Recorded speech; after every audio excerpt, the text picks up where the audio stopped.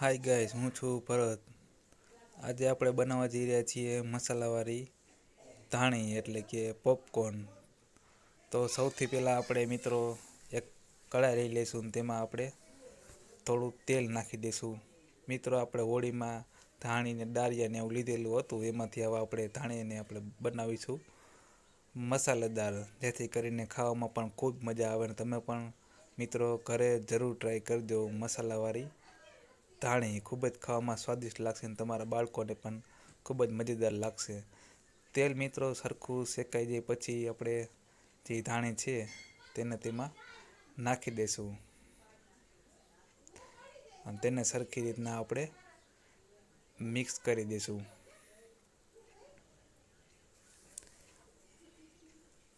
આ મિત્રો એક સાધારણ રેસીપી છે જે તમે આસાનીથી ઘરે જરૂર ટ્રાય કરી દો. અને તમારા માટે સ્પેશિયલ આપણે આ ઘરે બનાવેલું છે, જેથી કરીને તમારે ધાણી હોય છોકરાઓને આ રીતના ના ભાવતી હોય તો તેને તમે થોડુંક કંઈક યુનિક કરી અને મસાલેદાર બનાવી અને તે બાળકો તમારા ખાઈ શકે અને ટિફિનમાં સ્કૂલે પણ લઈ જઈ શકે.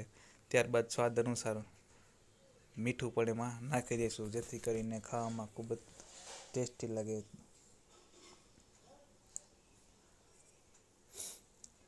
મીઠું નાખ્યા બાદ તેમાં આપણે હળદર નાખી દઈશું.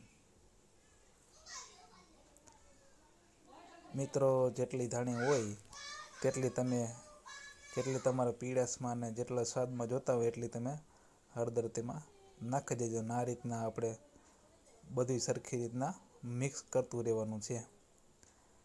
આપણે જેમ કે ગુજરાતીમાં વાતમાં કે સફેદ ધાણીને આપણે પીળી બનાવી નાખીશું, મસાલેદાર બનાવવાની છે. આ રીતના તેને મિક્સ કરતું રહેવાનું છે, જેથી કરીને આપણે હળદર ને મીઠું ને જે તેલ ને બધું છે તે સરખી રીતના